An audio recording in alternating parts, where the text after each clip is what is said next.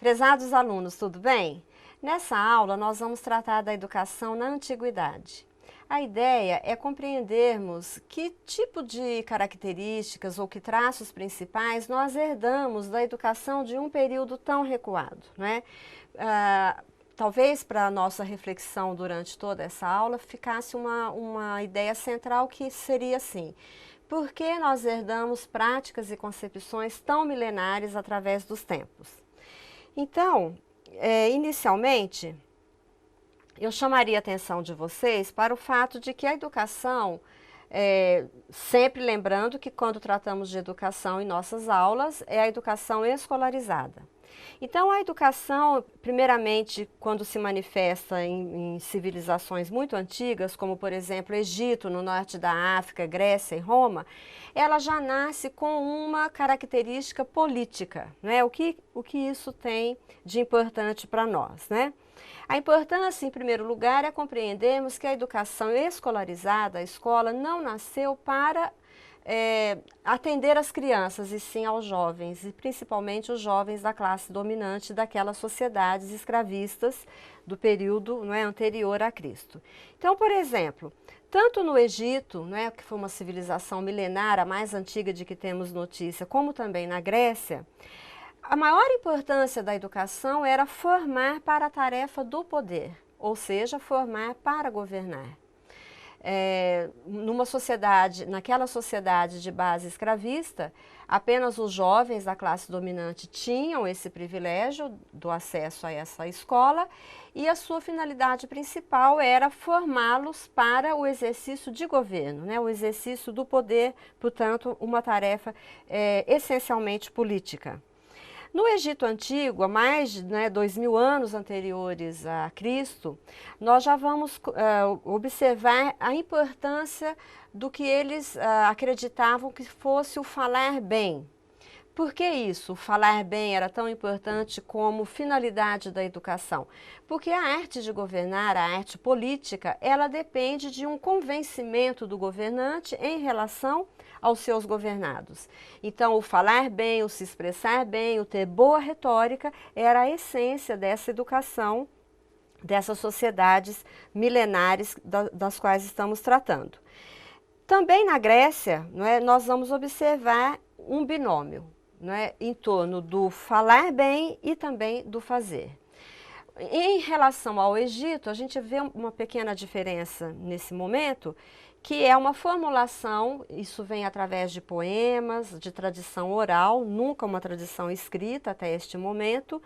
É uma tradição baseada nos poemas épicos, principalmente de Homero, que consagravam dois aspectos da boa educação daquela época, que estavam basicamente em dois pilares, o falar e o fazer. O falar, digamos assim, ele envolvia tudo aquilo que eu disse anteriormente, no sentido de formar aquele jovem para a persuasão, para o convencimento, para a arte da palavra, o domínio da retórica e a arte do convencimento. E geralmente essa educação do falar bem, ela transcorria na fase da juventude desses meninos gregos, vamos dizer assim, dos jovens gregos da classe dominante. E o fazer,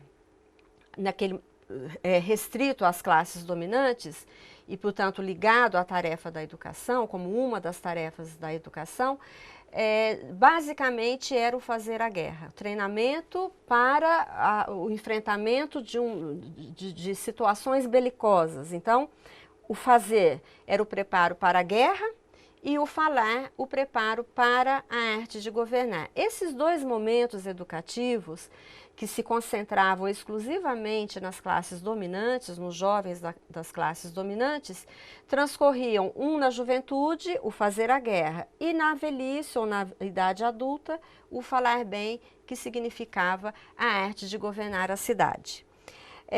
Nós vamos perceber que essa primeira forma de educação escolarizada que nasce na antiguidade, tendo como herança o Egito, ela será herdada por Roma, que posteriormente vai construir um império vastíssimo, e essa prática passará aos nossos dias por causa do Império Romano e da sua vastidão não é, naquele momento.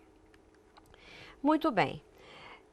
O valor político da educação, então nós percebemos que já vem de situações milenares, não é? Se consagra basicamente em termos teóricos, né, no momento em que a filosofia ela se consolida como a principal, vamos dizer assim, como o principal ramo do saber e concentrava todos os conhecimentos da época, e no momento em que esta filosofia clássica, que nós convencionamos chamar de clássica, a filosofia grega, ela está consignada em dois dos maiores filósofos que a civilização já teve, que foram Platão e Aristóteles, dois filósofos gregos. Tanto para Platão, que é anterior a Aristóteles, quanto para o próprio Aristóteles, a educação, ela jamais deveria ter uma finalidade prática. A educação com finalidade prática, segundo esses filósofos, ela era indigna, vil e até mesmo mercenária de um cidadão. Toda a finalidade prática estava ligada ao trabalho braçal, portanto, relacionada ao trabalho escravo, que era o modo de produção dessas sociedades antigas. E por isso, a educação dos jovens da classe dominante, ela cuidava exclusivamente da sua formação para a arte de governar. Portanto, compreendia-se que qualquer finalidade prática nessa educação era indigna. A finalidade dela era exclusivamente intelectual e política no sentido da formação do futuro governante. Então, como eu disse no início, a escola ela não nasce, como muitas vezes nós temos assim, uma ideia no senso comum, de que a escola nasceu para alfabetizar a criança. Não, não é verdade isso. A escola ela nasce para formar o jovem da classe dominante nessas sociedades antigas, às quais nos referimos, e só depois ela se volta para a criança, basicamente. Então, a escola do alfabeto, ela vai surgir muito depois que aquelas práticas que eu mencionei já estavam enraizadas e consolidadas, que era a prática da formação do governante e, basicamente, uma educação realizada essencialmente pela tradição oral, né? Pela memória, não pela palavra escrita. A escola do alfabeto, ela vai surgir mais ou menos por volta do século V a.C., na Grécia Antiga. E essa escola do alfabeto, que nós podemos chamar com a nossa nomenclatura de hoje, a escola da alfabetização, a escola do Beabá, ela surge mais ou menos no momento em que a cidade grega está se consolidando e se torna o centro da vida política, o centro de toda a civilização grega passa então neste momento, a partir mais ou menos do século V, IV a.C., a se tornar o eixo dessa civilização e o eixo da sua cultura. Então, a palavra escrita ela está relacionada ao próprio nascimento da cidade que nós chamamos polis, né? A polis grega. Quando a escola do alfabeto surge, né, uma coisa muito interessante para o nosso estudo aqui, é percebermos que ela vai gerar uma certa resistência. Ela vai atrair a crítica dos conservadores, de todos os conservadores, de uma aristocracia, né, grega, da classe dominante grega, que não vão aceitar de imediato a introdução dessa nova modalidade de aprendizado, ou seja, a escrita como meio de transmissão do conhecimento. É claro que a escrita já existia há muito tempo, mas ela era reservada para finalidades mais específicas, como, por exemplo, registro de guerras, né? Registros de coisas muito importantes e especiais que normalmente estavam restritas à tarefa e ao ofício de escriba. Então, havia os escribas, cuja finalidade principal era exatamente ter o domínio da escrita para registrar acontecimentos históricos daquela sociedade. Mas essa escrita não era acessível a todos, ao contrário, era uma coisa de muito poucos. Então, quando a escola do alfabeto surge, ela vai atrair a crítica dos conservadores. Por exemplo, Platão, o maior filósofo da sociedade grega, segundo ele, por que a escola do alfabeto era mal vista na visão de Platão? Porque ela poderia, na sua concepção, ela poderia fazer com que os jovens negligenciassem a memória. E E aquelas civilizações davam muito valor à memória, a tudo que se aprendia pela tradição oral, através das poesias, dos relatos épicos, justamente porque a escrita não era um meio democrático de transmissão do conhecimento, e sim a memória. E um outro fato interessante do momento em que surge a escola do alfabeto é que justamente o mestre do alfabeto, aquele mestre que vai passar a ensinar o beabá, na escala da, digamos assim, da carreira docente, ele será o menos prestigiado, justamente porque a escola do alfabeto não tinha tanta importância comparada à retórica e à preparação para a guerra, que eram reservada a mestres mais prestigiosos. Então, como eu coloquei anteriormente, o conhecimento ele tem nessas sociedades escravistas um caráter aristocrático. Por quê? Porque em toda sociedade de base escravista, o trabalho sempre é associado à condição de escravo. Então, por isso que na concepção de Platão, ao homem livre deveria ser propiciada unicamente uma educação para a sua própria cultura, para a sua humanização, para ilustrar o seu espírito, digamos assim, e para prover a ele mais e mais conhecimento, mas jamais para prover a ele uma profissão ou alguma coisa prática. Esse ideal de formação completa é o que na civilização grega se chamava paideia. Então, é a formação completa do ser humano, mas evidentemente que no quadro dessa sociedade escravista, isso está reservado a uma pequena aristocracia. Aristóteles, que é discípulo de Platão e vive um pouco mais próximo à nossa era, herda o mesmo princípio do seu mestre, também tem uma certa resistência à escola da escrita, mas não a combate, porque ele percebe que é algo que viera para ficar, então ele não fará essa rejeição sistemática como fez Platão, e ele faz uma distinção em todo o conhecimento acumulado na época, quais daqueles conhecimentos deveriam ser repassados ou transmitidos aos jovens nas escolas. Então, ele vai distinguir o que eram matérias úteis para a vida ou conhecimentos mais elevados. Ou seja, ele coloca em questão o que era mais importante. Transmitir matérias úteis para a vida, ou seja, matérias com finalidade prática, ou conhecimentos mais elevados. Os conhecimentos mais elevados são justamente aqueles aos quais nos referimos, a formação do cidadão para a arte de governar, a filosofia e a retórica. E, obviamente, Aristóteles vai concluir que é muito mais importante transmitir os conhecimentos mais elevados e aquelas matérias úteis para a vida apenas para aqueles que exerciam alguma profissão prática e adestramento para escravos, mas jamais para o cidadão grego. Aqui vocês veem duas imagens, duas figuras, ilustrando a educação intelectual, aquela que era mais importante, porque ela que era dirigida aos jovens da aristocracia grega. Então vocês vejam que esse menino tem um papyrus na mão, então ele está recebendo do seu mestre um conhecimento já típico do momento em que a escrita está consagrada como meio de aprendizagem.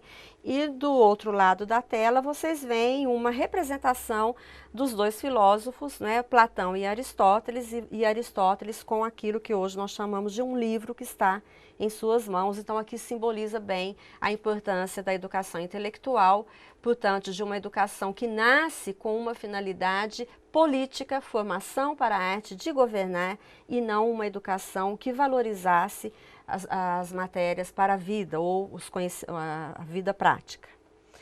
Muito bem, agora nós vamos passar a uma concepção importantíssima que a antiguidade nos legou, que foi exatamente a ideia, não é, a primeira ideia sistematizada, concebida a respeito de uma escola de Estado, aquilo que hoje nós compreendemos por uma escola pública mantida pelo poder público.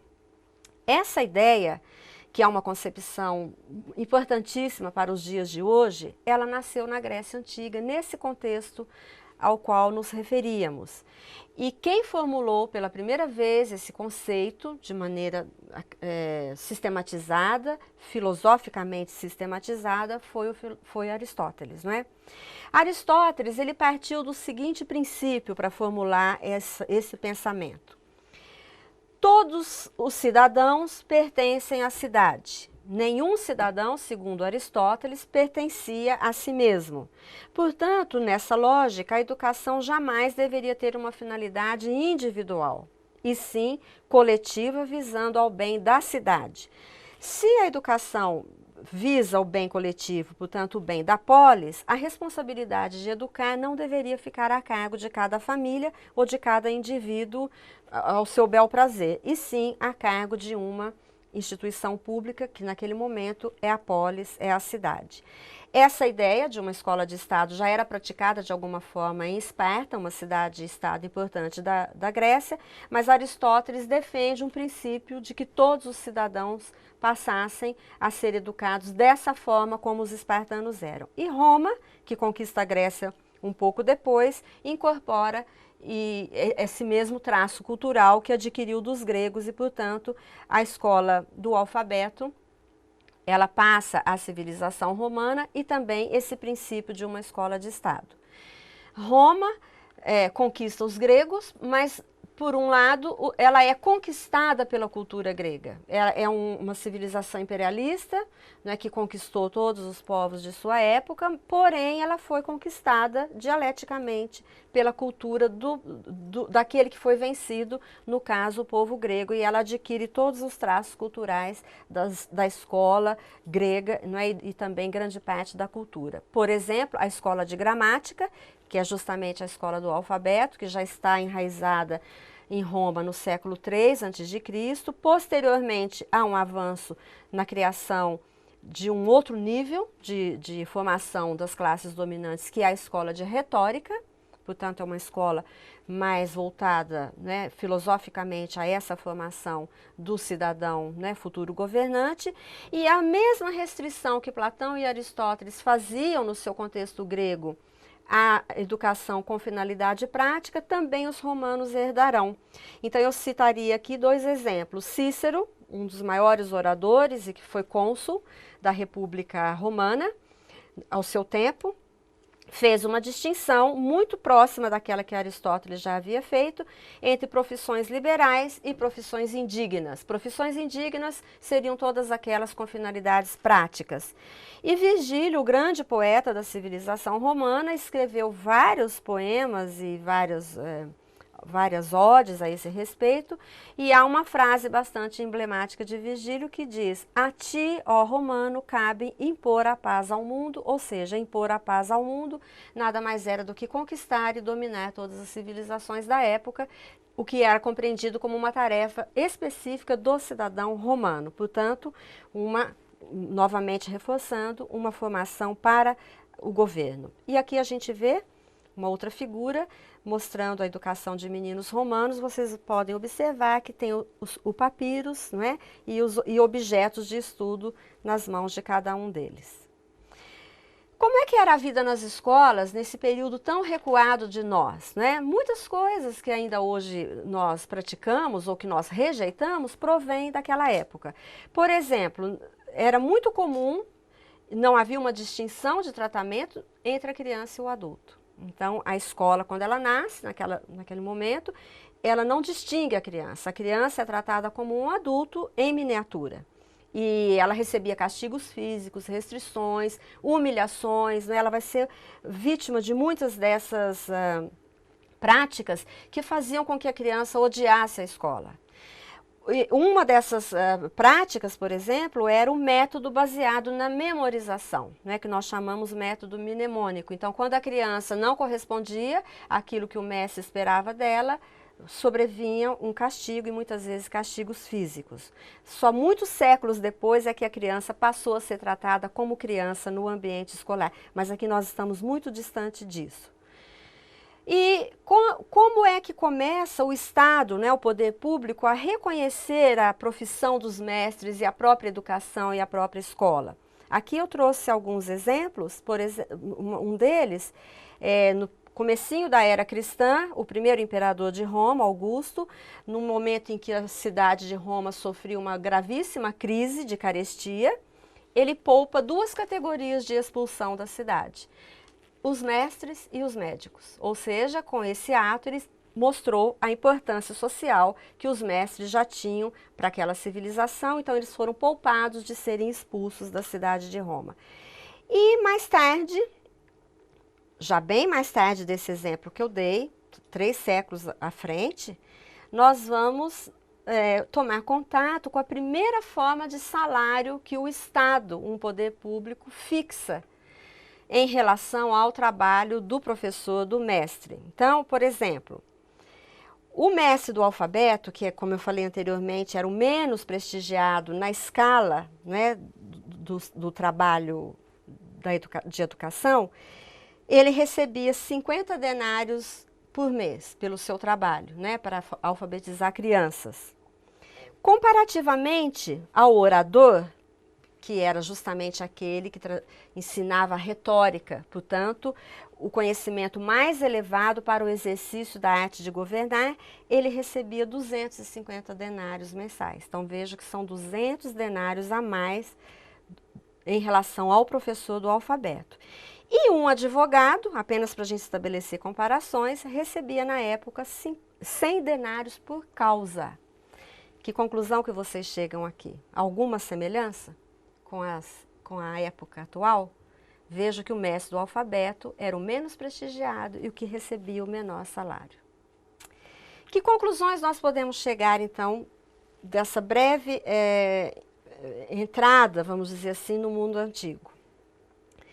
Primeiro, que a escola de Estado, essa ideia de uma escola pública, a cargo do poder público, que deva atender a todos os cidadãos, é claro que naquele momento de Grécia e Roma, essa ideia está restrita aos cidadãos, não a todos os seres humanos, não a toda a sociedade. Mas mesmo assim já foi um grande avanço na história da educação. Então essa ideia, essa concepção de uma escola de Estado, mantida pelo poder público, é uma ideia, é uma prática e uma concepção que vem da educação da antiguidade. Uma outra herança que ainda pauta a nossa educação é uma dualidade entre educação intelectual e educação profissional.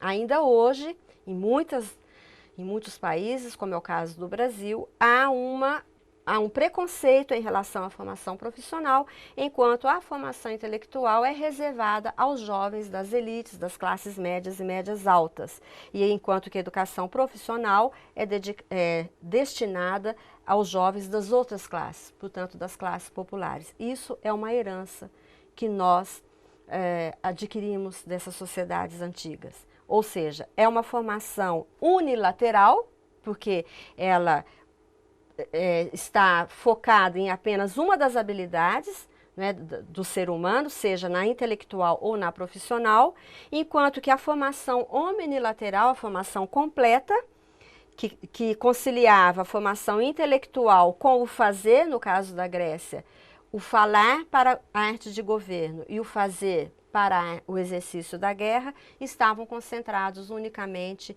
numa pequena parcela da sociedade, que eram os jovens da aristocracia, cujo futuro era o governo da polis. Então, essa formação completa era restrita a essa pequeníssima parcela da sociedade. E, por fim, uma outra reflexão que fica da nossa aula é a importância da escola na difusão da própria escrita.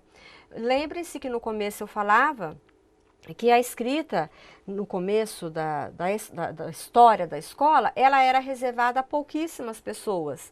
Então, ela era função, por exemplo, de profissionais especializados como os escribas. E hoje, com a difusão da escrita, e sendo que uma das responsáveis por essa difusão é exatamente a escola, faz com que, basicamente, 85% da população mundial hoje pratique a escrita.